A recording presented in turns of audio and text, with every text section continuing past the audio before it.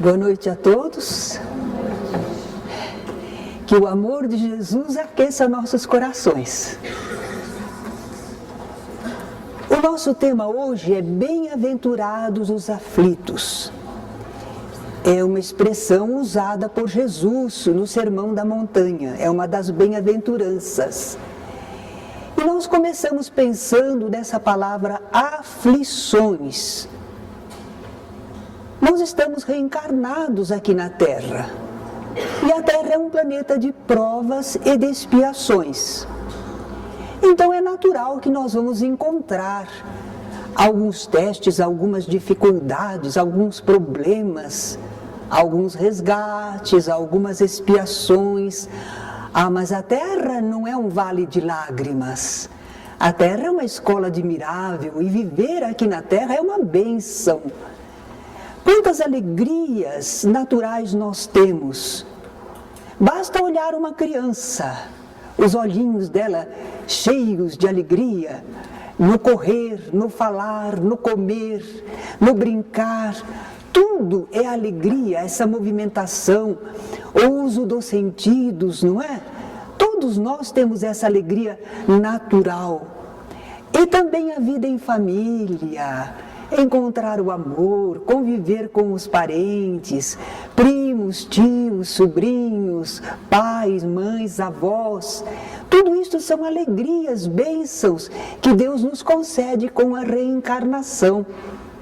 Nós não somos absolutamente criaturas sofredoras, condenadas. Nós somos felizes, felizes espíritos matriculados nesta escola terrena.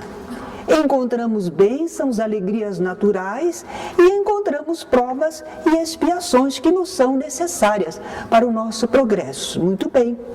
Então não temos uma visão sobre a nossa vida na Terra, a nossa encarnação aqui, como se fosse algo de sofrimento. É verdade que há pessoas que em suas encarnações enfrentam grandes dificuldades, mas nós, na grande maioria, ao lado de problemas e dificuldades, temos alegrias e bênçãos. Entre os problemas que nós enfrentamos aqui na vida, alguns têm causas atuais e outros são causas anteriores. Essas causas atuais, nós mesmos provocamos. Não precisaríamos passar por certas coisas, mas na nossa ignorância, na nossa incompreensão, nós causamos situações. Elas são a mais. Se nós formos inteligentes, se entendermos, nós não cairemos nessas situações. Ambição. A pessoa não se contenta com o que tem, vive inquieta, se esfalfa, se obriga, entra em meandros no relacionamento na sociedade, porque ela quer enriquecer, ter muito para ter poder.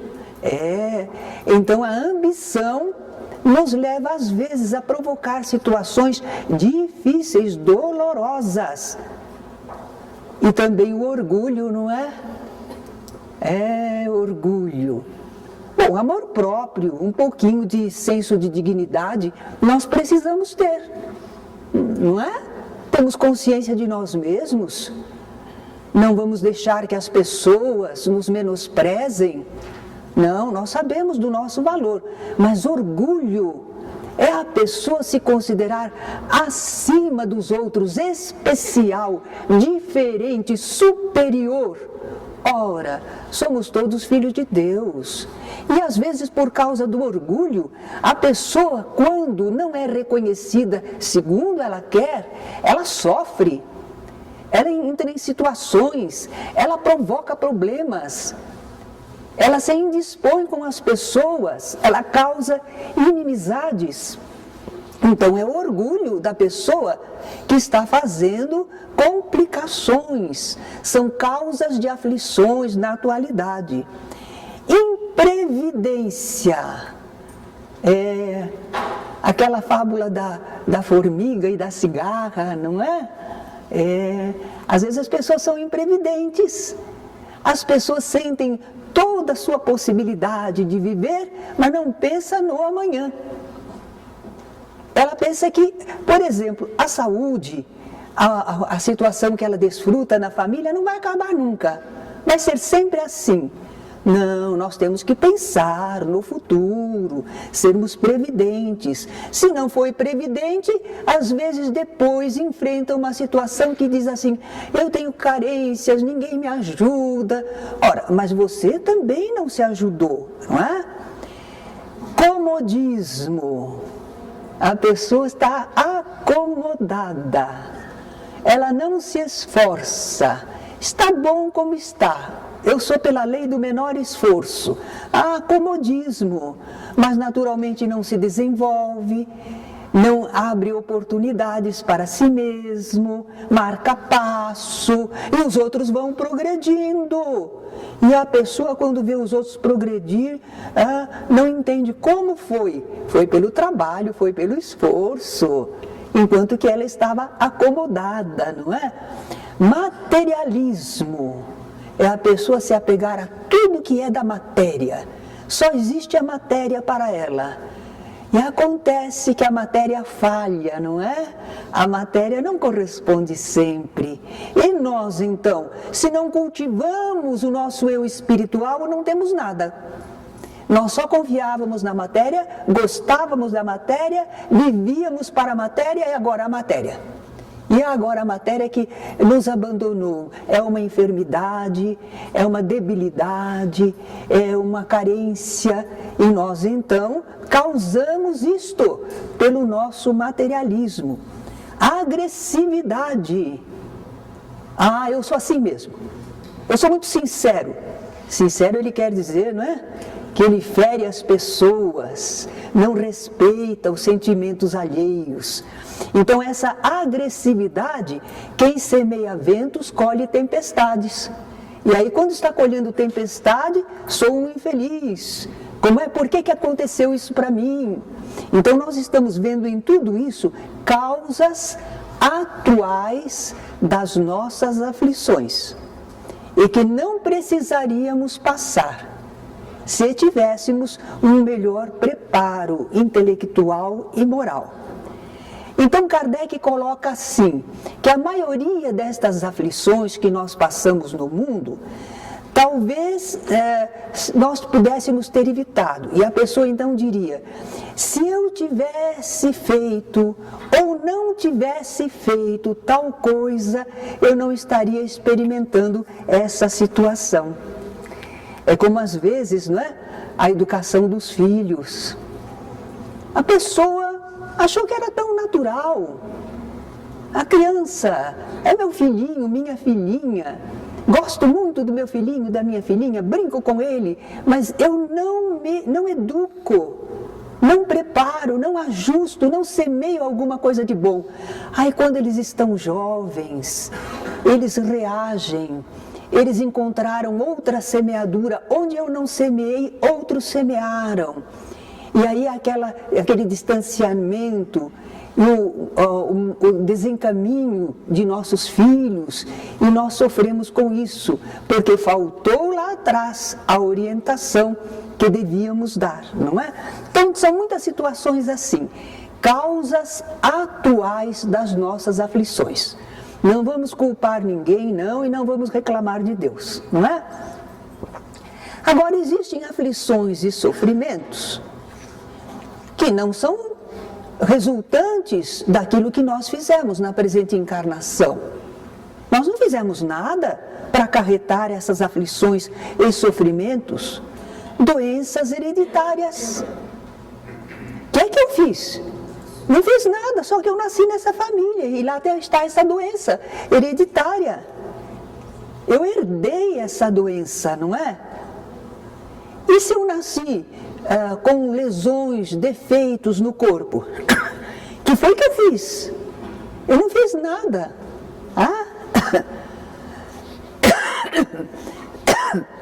Se eu nasci, por exemplo, numa favela, num lugar difícil, moralmente.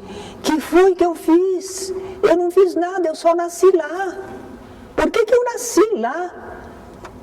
E nós, quando enfrentamos flagelos naturais, acidentes que não provocamos, coisas assim, nós dizemos, e agora? Onde é que está essa causa? Ah, não está na encarnação presente? Não existe uma atividade nossa na encarnação presente para causar isto? Então, certamente está no passado. É uma causa anterior. Porque não há efeito sem causa. E Deus é muito justo a cada um segundo suas obras. Nós aprendemos com Jesus, não podemos duvidar disso. Deus é muito justo, sábio, justo, misericordioso. Então, se nós estamos enfrentando situações que não causamos na presente vida, na presente existência, a causa está lá atrás, nas nossas existências anteriores. O que fomos e o que fizemos em vidas anteriores acarretou consequências, mas pode ser uma consequência agradável, de gozo, de oportunidades boas, ou então de sofrimentos, de dificuldades, não é? E também o que estamos fazendo agora está influindo para o bem ou para o mal em nossa vida. Nós vamos ter consequências daquilo que estamos fazendo agora. Consequências que às vezes acontecem logo, não é? Há alguns casos interessantes que parece que a gente age e a resposta já vem. Uma delas é quando nós falamos o que queremos, mas as pessoas respondem. Elas também respondem como querem. Então nós esperávamos falar e pronto. Não, lá vem a resposta, imediatamente, não é? Às vezes é a médio prazo, não é já, não aparece já. Nós fazemos alguma coisa e aquilo parece que vai como bola de bilhar, né? Bate uma na outra e depois, pum, aí vem o final. Então, às vezes, aquilo circula até que vem nos enfrentar. E às vezes é a longo prazo. Nós, às vezes, vamos encontrar consequências, passam 10 anos, 20 anos, aí que a gente vai enfrentar a consequência.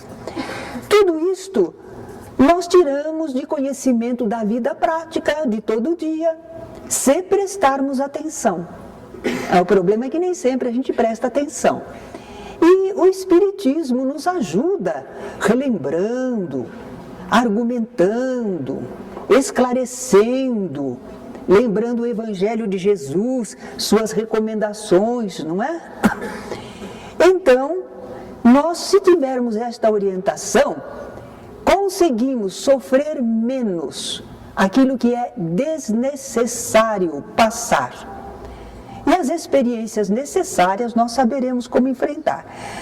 Agora nós temos aqui um tema, influência do passado e ao mesmo tempo o esquecimento dele. Foi alguma causa anterior, mas eu não lembro. Por que Deus me faz enfrentar uma coisa da qual eu não lembro? Você, encarnado, não lembra, porque o seu corpo, esse cérebro, são novos. A matéria, quando nós encarnamos, ela atenua as nossas vibrações, ela limita um pouco as nossas faculdades espirituais. A nossa consciência fica fragmentária, porque a gente não consegue lembrar as nossas encarnações anteriores. A gente lembra só agora. Então, a gente não está recordando tudo. A gente, quando reencarna, sofre um esquecimento do passado. E algumas pessoas, então, dizem, não vale. Se Deus não me permite lembrar, eu não tenho culpa. Só porque não lembra, não tem culpa?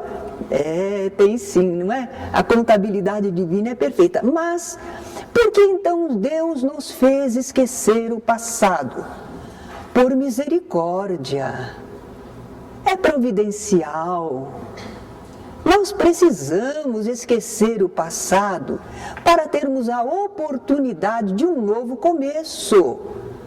Porque olha, se a gente não esquecesse o passado, nós teríamos um peso a carregar de todos os nossos erros, nossas falhas, nossos problemas, estariam todos aqui conosco. Ninguém aguenta. Os psicólogos estão encontrando sempre, não é, essas pessoas que estão atormentadas pelos seus problemas. Não é costume nosso interromper, mas a pergunta eu aguardo no final. Está bem? É providencial recomeçarmos uma existência sem lembranças prejudiciais.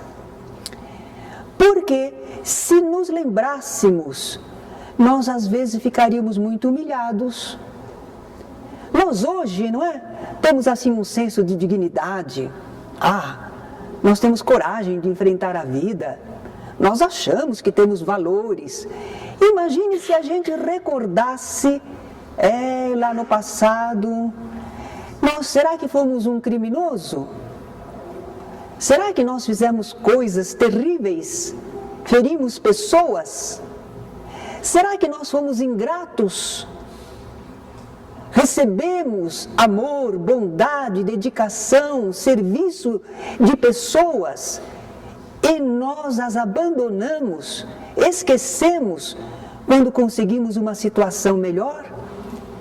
Será que nós agimos com covardia diante de uma situação? Eu vou me permitir contar uma experiência pessoal que foi um sonho, mas não é um sonho, uma daquelas vivências, não é? Lembranças do passado. Eu me via como pessoa, uma mulher, mas de uma época recuada. Os vestidos até os pés. E a mulher não tem uma profissão. E não tem facilidade para se locomover, viver sozinha. E eu vi que 2 malfeitores estavam tramando a destruição de uma família. Eu percebi e senti que eu deveria ir avisar a família. Mas para avisar a família eu poderia me expor a que eles me vissem. E eu não tive coragem, não.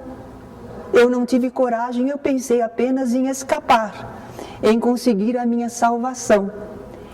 Talvez seja uma lembrança do passado. Não, eu não quis ferir ninguém, eu não quis maltratar ninguém, mas eu fui covarde. Eu fui covarde, pensei no meu bem e não pensei nos outros.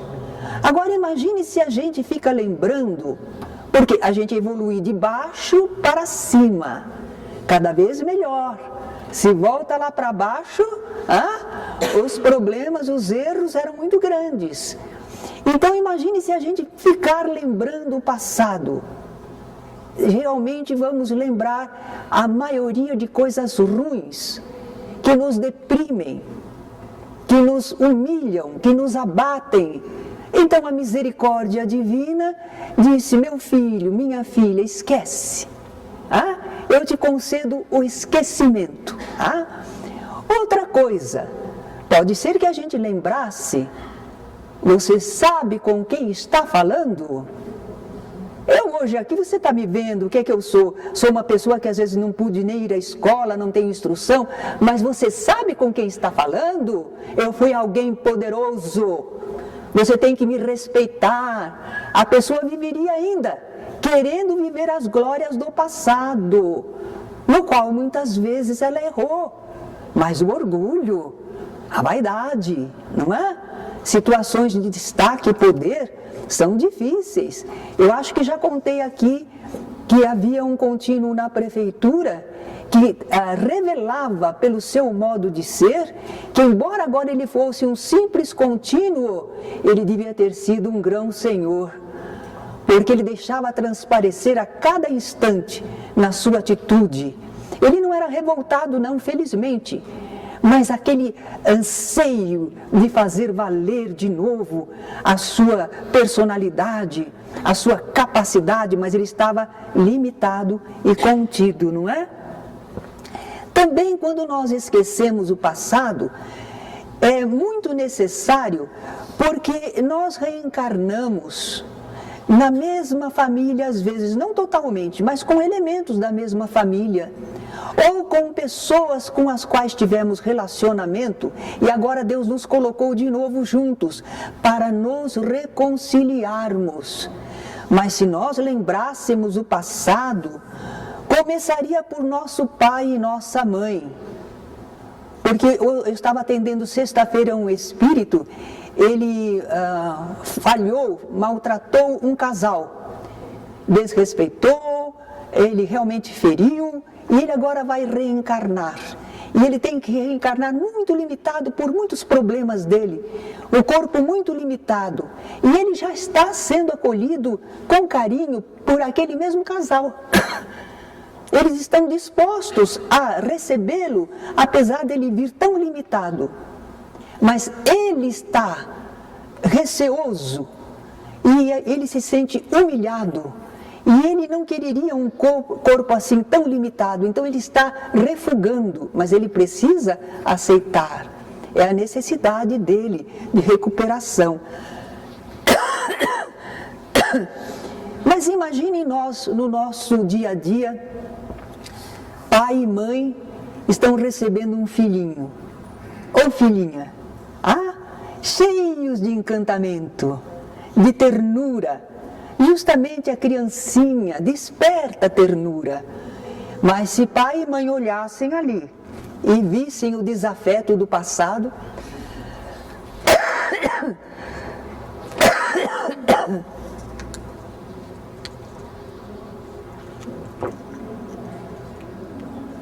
talvez fosse muito difícil, não é? Acolher a criança e cuidá-la com toda a ternura.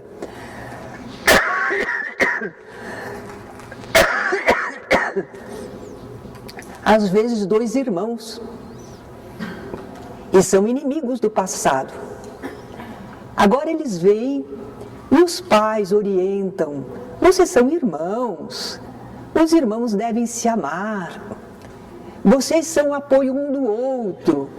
E sempre aquele aconselhamento, não é? Ajudando a reconciliação. Bem, então nós temos o esquecimento do passado.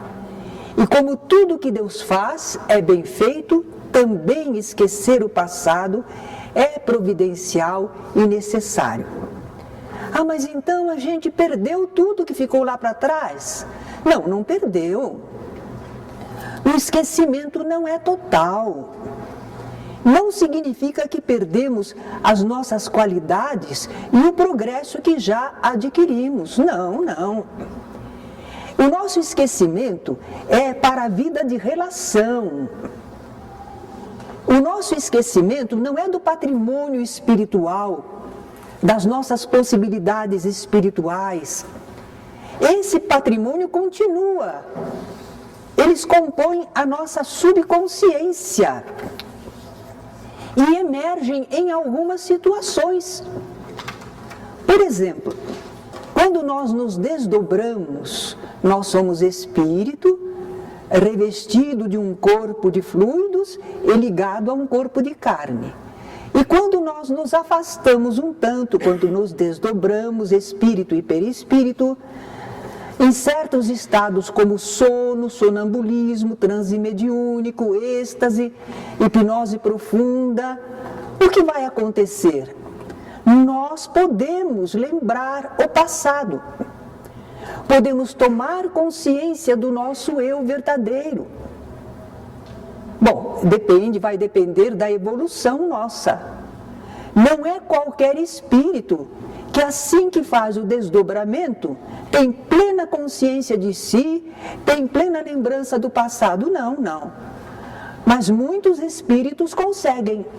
Já tem equilíbrio para isso, capacidade para isso. Então quer dizer que o passado não está perdido, está guardado. Está guardado, mas não perdido. É essa influência do passado, ela se revela também, em alguns casos, ideias inatas. Ideias que a gente já traz consigo, não aprendeu. Não aprendeu com pai, com mãe, não aprendeu com ninguém. Está conosco. Na humanidade, embora alguns digam que Deus é uma criação do homem e que só pela educação é que as pessoas passam a pensar em Deus, não é bem assim. Claro que não há uma ideia em povos muito primitivos de um Deus como nós o entendemos, mas sempre há a ideia de um ser superior e a imortalidade da alma. Isto está nos espíritos. Eles reencarnam, mas eles têm aquela lembrança, é uma ideia inata sobre Deus e a imortalidade da alma. E aqueles pendores naturais, tendências e aptidões que cada um de nós traz. E os pais e as pessoas se admiram. Olha como ele faz isto, olha como ela faz isto. Não aprendeu com ninguém, é autodidata, não é? A pessoa sabe aquilo, porque é recordação do que já fez no passado.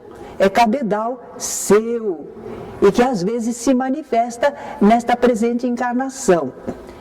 Também vemos a influência do passado, como nós vimos naquelas causas anteriores das aflições. Certas vicissitudes que enfrentamos, nós estamos percebendo, é consequência do passado. Então o passado está vivo naquilo que experimentamos, que vivemos, que somos. Até mesmo em algumas simpatias ou antipatias. Essa questão de simpatia e antipatia a gente precisa entender bem. A simpatia ou antipatia pode vir da semelhança, do que gostamos, aquilo que nos é agradável, atraente em alguém. Nós identificamos uma atitude, uma qualidade, um aspecto físico e nós gostamos. Então temos simpatia, gostamos. O modo da pessoa falar, as ideias dela, tudo isto pode causar simpatia para nós, mas também pode causar antipatia. Quando alguma coisa nos desagrada, não é do nosso costume, do nosso jeito, nós então temos antipatia. Mas no caso da antipatia, por exemplo, no caso da simpatia, nós às vezes nos enganamos pela aparência da beleza, não é? Ou pelo jeito enganador que a pessoa tem. Agrada tanto, lisonjeia, que a gente fica achando que somos simpáticos. Que pessoa simpática? Ela é fingida, enganadora, mas você está se deixando levar. E do outro lado, que pessoa antipática? Mas ela não fez nada. Por que será que sentimos antipatia? Porque a pessoa se veste de um jeito ou usa um tipo de óculos que faz a gente lembrar alguém, alguma coisa no passado que nos desagradou. Então a gente olha para a pessoa e não gosta. Mas coitada, não é ela. Ela não fez nada. É aquela lembrança que a gente tem de uma outra situação e a gente transferiu para a pessoa. Então é preciso ter muito cuidado com essa questão de simpatia e antipatia. Somos todos irmãos, filhos de Deus, devemos ser fraternos e afáveis uns com os outros. Agora, é verdade que às vezes duas pessoas se encontram, não precisam nem falar e sentem profunda atração, porque se reconhecem espiritualmente, se identificaram. São almas que já viveram juntas, que foram amigas, que se respeitaram. Então há um lastro de confiança e de simpatia. E às vezes a gente encontra alguém que a gente não quer sentir alguma coisa de mal, mas nós temos assim, toca uma campainha lá dentro, cuidado, cuidado. Então são situações que a gente experimentou com aquela pessoa e nós ainda não podemos abrir o coração e confiar inteiramente, não é? Manda o Evangelho que acima de tudo isso a gente seja fraterno para com todas as pessoas. O que mais que nós poderíamos dizer? que diante destas situações que nós estamos enfrentando na presente encarnação, nós poderíamos dizer que estamos preparando o nosso futuro. Não importa o que foi, importa o agora. Porque é com esse agora que nós vamos construir o nosso futuro, não é?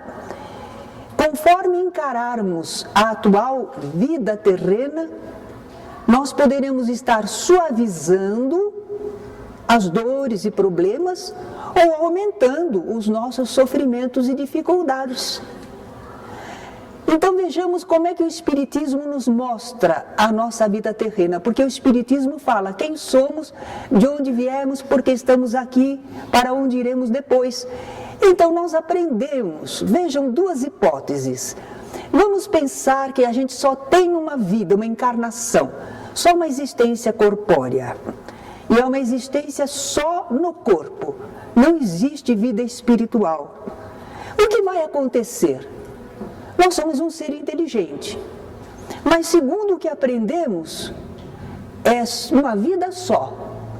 E não existe nada espiritual em nós, vai acabar com a morte. O que é que nós fazemos?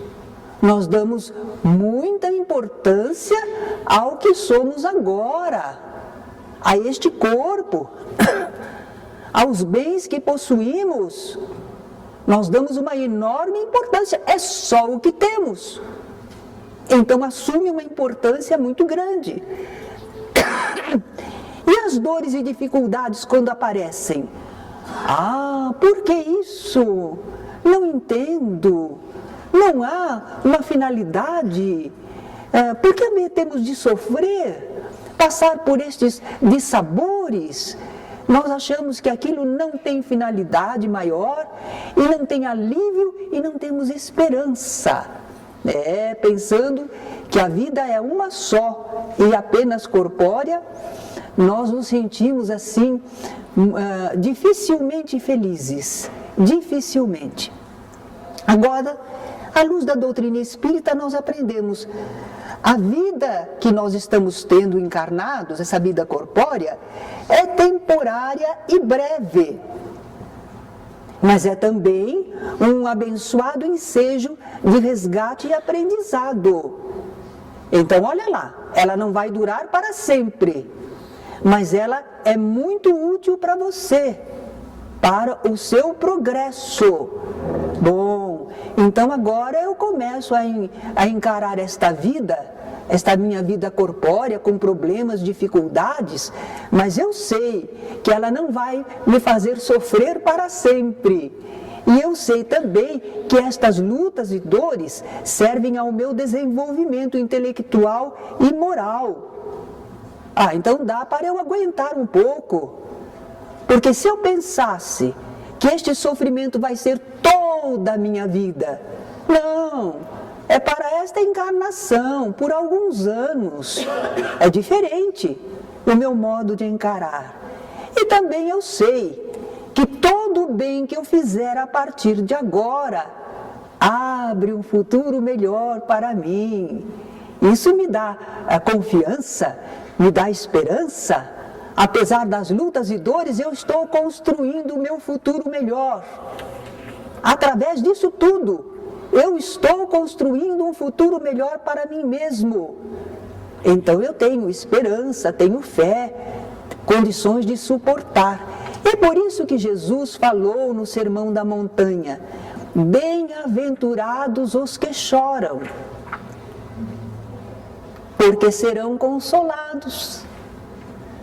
Nós estamos enfrentando lutas, dores que nos fazem chorar, mas nós vamos ser consolados futuramente pelos resultados alcançados. Bom, isso se sofrermos com fé e amor, se aceitarmos as consequências de nossos atos, se apesar do sofrimento estivermos procurando nos melhorarmos, e não estivermos agredindo o próximo, fazendo crescer o nosso problema. Porque senão de um lado a gente está pagando uma dívida, ressarcindo, e do outro está construindo nova dívida. Aí não saímos do buraco, não é? Não. Bem-aventurados os que choram, mas aqueles que choram com resignação, com compreensão, com fé, com esperança, com amor, não é? Aí sim, são felizes, porque estão saldando suas dívidas, se libertando, estão filtrando na presente encarnação uma série de problemas, e nós seremos como aquela lagarta, né? Que ela constrói o seu casulo e depois ela libra no ar como uma borboleta.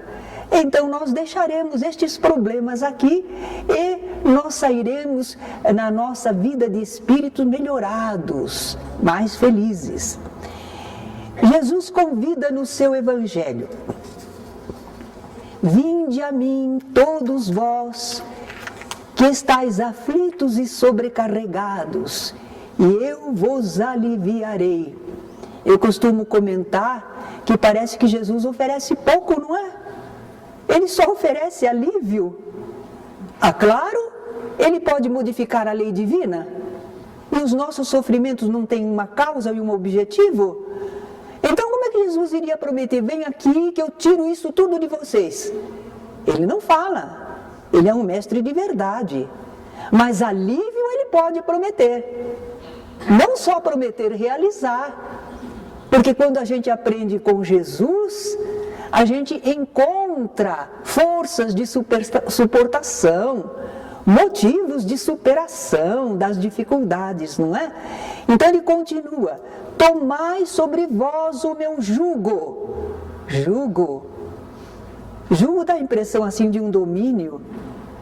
Mas eu encontrei uma explicação, me parece feliz.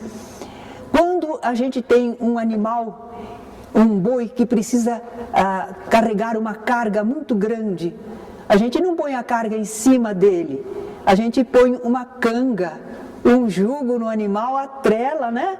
Aí o animal puxa, né?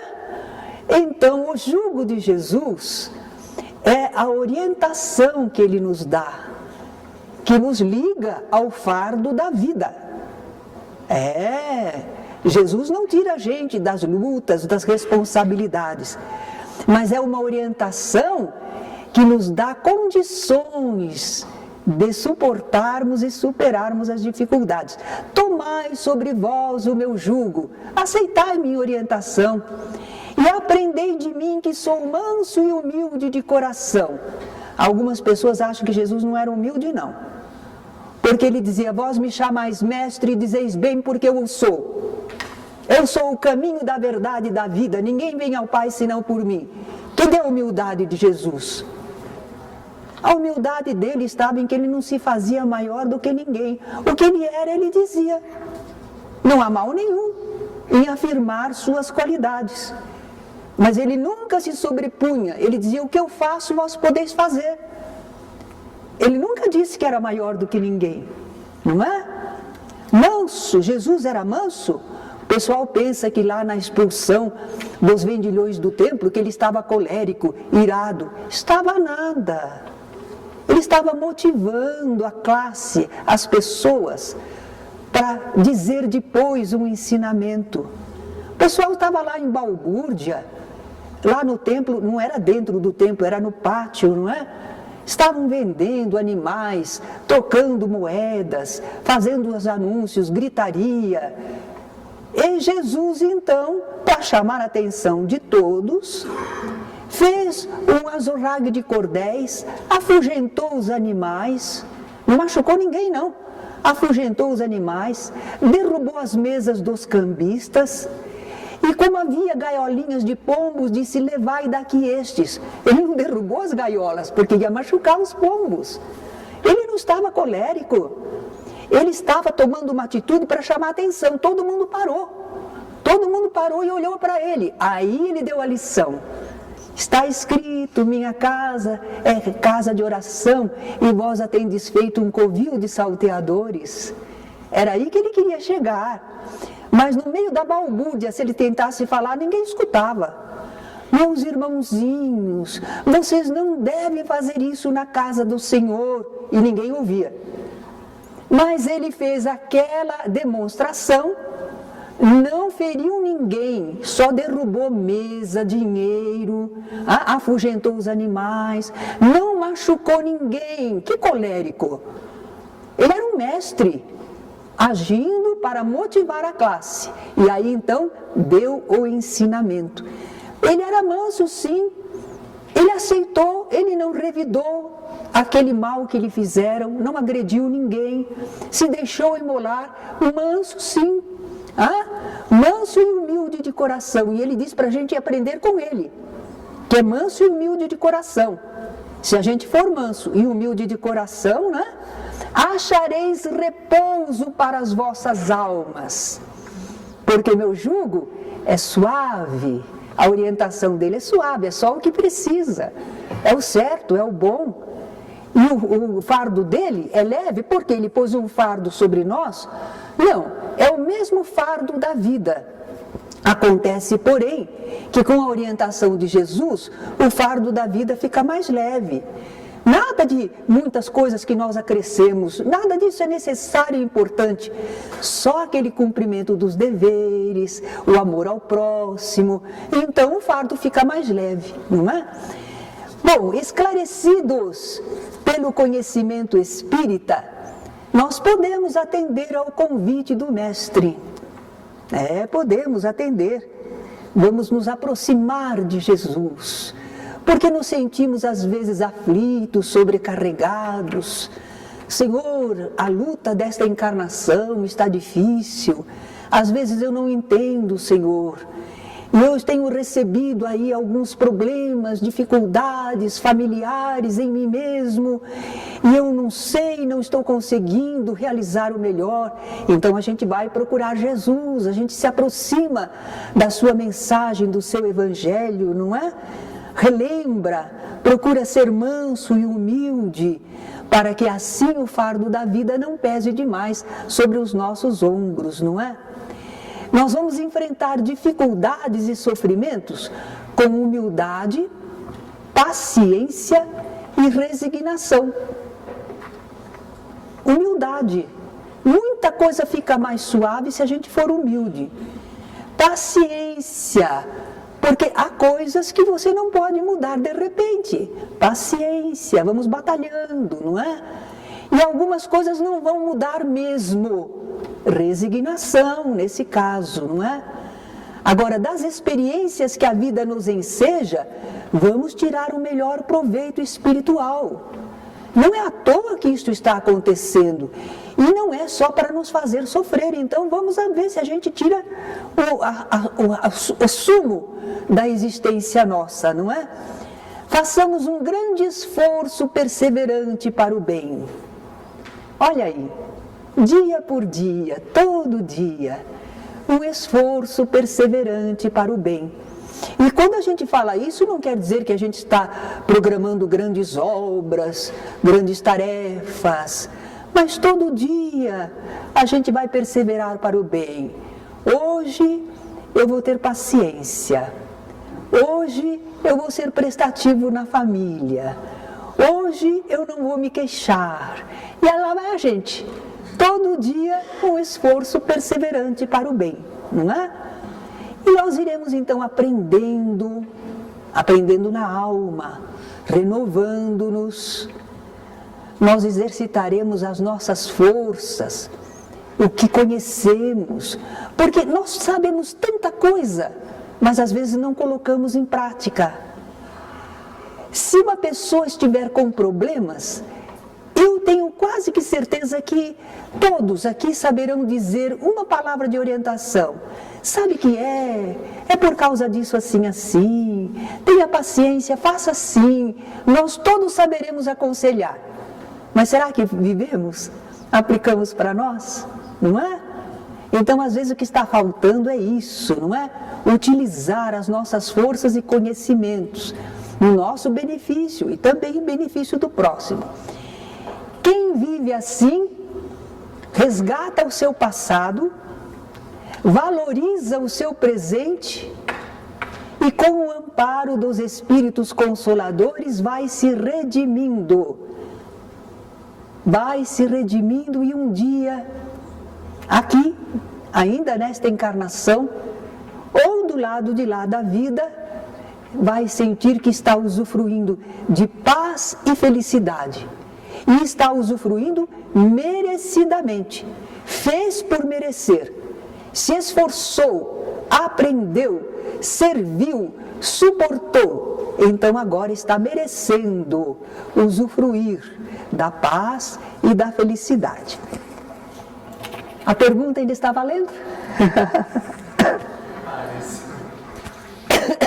Diga. Você estava falando do perispírito, aliás, desculpa, dos erros passados, ou por que a gente esquece, senão a gente fica com aquele fardo pesado nas nossas costas, Sim. lembranças passadas. E aí eu passei a imaginar nesse momento como seria a alegria em perispírito de você ver uma qualidade resgatada, referente ao erro passado, enfim, você vencer um obstáculo e conseguir um progresso. Eles são uma felicidade tremenda. Mas, e quando esse perispírito se vê diante dos erros do passado, qual que seria a dor que ele tem, o peso que ele tem em perispírito? Dependendo da nossa compreensão, é como na presente encarnação. Você se examina. Você já fez coisas boas e fez coisas ruins. Quando você olha para trás da sua vida, você examina. E não gosta, às vezes, daquilo que você fez de errado, lamenta. Você vai ver se você consegue compensar o que fez de mal com alguma coisa de bom. E quando você reconhece que, em alguns casos, você agiu bem, você agiu acertadamente, você se sente confiante, você se sente gratificado, não é?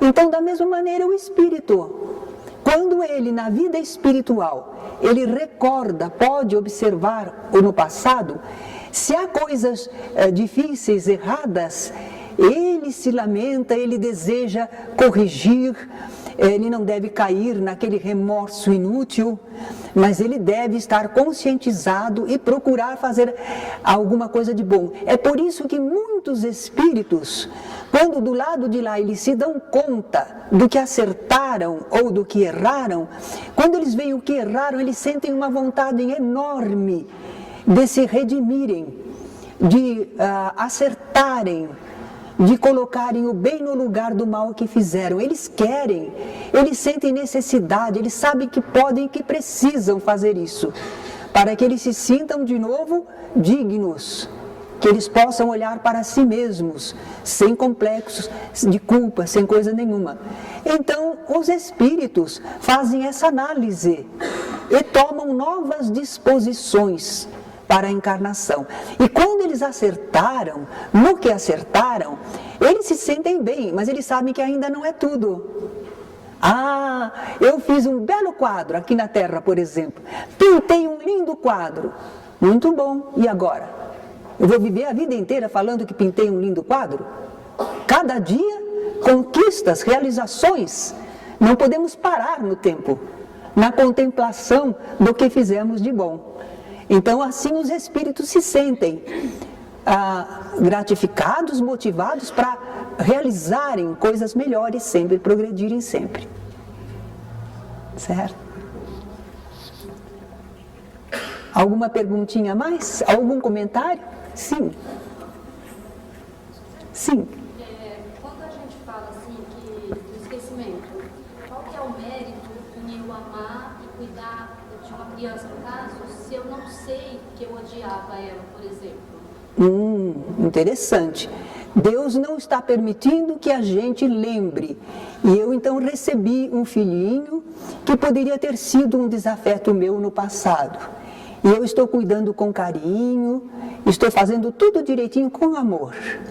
Ela pergunta qual é o merecimento, uma vez que eu não lembro o passado. O objetivo divino é que haja reconciliação. Enquanto você está semeando inclusive um instinto da maternidade que Deus colocou, você está servindo, amando, você está depositando naquela criatura novas ideias sobre você mesma. Quando um dia vocês estiverem livres do corpo e vão se defrontar, Poderá ter a lembrança do passado difícil, mas estará lá também o depósito do amor. E aí acontece como acontece na nossa vida, que nós às vezes falamos em família. Não, meu irmão é meio bravo comigo, mas ele é tão leal, ele me ajuda tanto. Certo? A gente adquire um novo modo de ver a pessoa. Então o importante é a reconciliação. É a reconciliação. Jesus diz no Evangelho: reconciliai-vos com o vosso inimigo enquanto estáis a caminho com ele. O objetivo de Deus nos colocar juntos de novo não é para que nos atritemos e nos machuquemos um ao outro. É para que nós encontremos novas situações, novas qualidades. Porque aquilo que ficou no passado foi, às vezes, numa certa situação.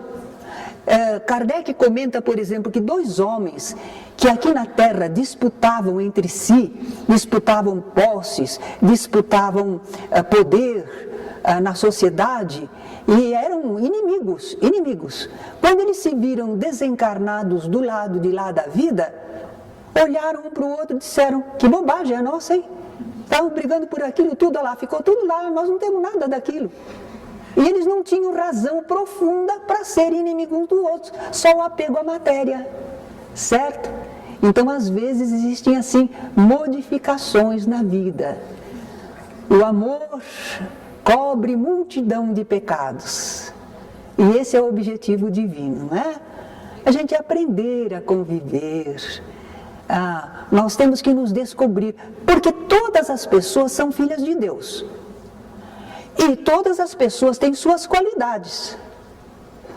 Então, pode ser que numa situação anterior, nós só nos defrontamos com os nossos problemas, atitudes, situações. Mas agora, estamos numa outra oportunidade. E às vezes a pessoa vai revelar qualidades que nós não tínhamos percebido antes. E nós também podemos oferecer. Mas tem uma pergunta lá? Só esclarecer uma dúvida de coisas que a gente ouve, né? Eu já ouvi de um amigo espírita, quando eu era até famoso, né? E ele disse que há a possibilidade de pessoas que desencarnam, não sabem que isso aconteceu, e ficam até mesmo por séculos, como se estivessem fazendo aquilo que faziam na vida terrena. Por que acontece isso? Eles não se dão conta de que desencarnaram, continuam pensando que trabalham. Isso porque eu vou perguntar para Deus um dia. Agora, que realmente acontece. Nós temos relatos, atendemos às vezes a algum caso de um espírito que está vivendo no passado uma determinada situação. Ele não saiu daquela situação.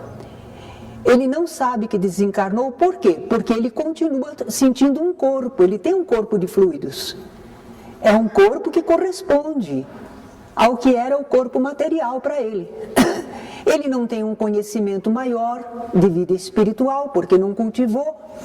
Então ele vive a situação dele, preso a situações, preso às vezes dentro de si mesmo. Talvez que os psicólogos possam nos explicar como é que uma pessoa vive dentro dela, no seu campo de ideias, e às vezes não sai. Ela está lá dentro dela, certo? A vida está aqui fora, mas ela está vivendo dentro dela. Então os espíritos às vezes ficam em situações assim. Por quê? Não sei dizer. Certamente sempre é falta de preparo espiritual, é falta de cultivo das suas faculdades, da sua vida espiritual, certamente. Mas por que acontece assim nós não sabemos, mas que fica mesmo, fica. Por isso muitas vezes eles são trazidos a ambientes assim. Eu já tive a oportunidade, de certa ocasião, comunicou-se um espírito, e pelo que ele falava, eu comecei a estranhar e percebi que ele não estava vivendo em nossa época. E eu perguntei para ele, em que ano nós estamos? E ele falou uma coisa assim como se fosse 1800. E eu fiquei assim, o que eu vou falar para ele, né? Aí eu disse assim, pois é, mas eu acho que nós estamos em 2000, naquela época era 2000. Nós estamos no ano 2000. Ele quis rir, né? Imagine-se, né? Em 1800, eu sei bem a época em que estamos. Eu disse, preste atenção nas pessoas ao seu redor. Porque ele era tão ensimismado, vivia nele mesmo, que embora estivesse na reunião, ele não estava vendo as pessoas. Aí ele prestou atenção, naturalmente com ajuda espiritual, e quando ele olhou, ele disse, mas que gente esquisita, que roupas esquisitas. Porque ele estava acostumado com as roupas de 1800, certo? Eu disse, não, agora se usa assim. Você que está um pouco parado no tempo, mas agora é hora de você despertar, seguir adiante. Há muita coisa nova e bonita para você conhecer e procurei interessá-lo. Com isso, ele, vendo os amigos espirituais, resolveu acompanhá-los. Lá foi ele, mas estava parado no tempo, certo? Agradecemos.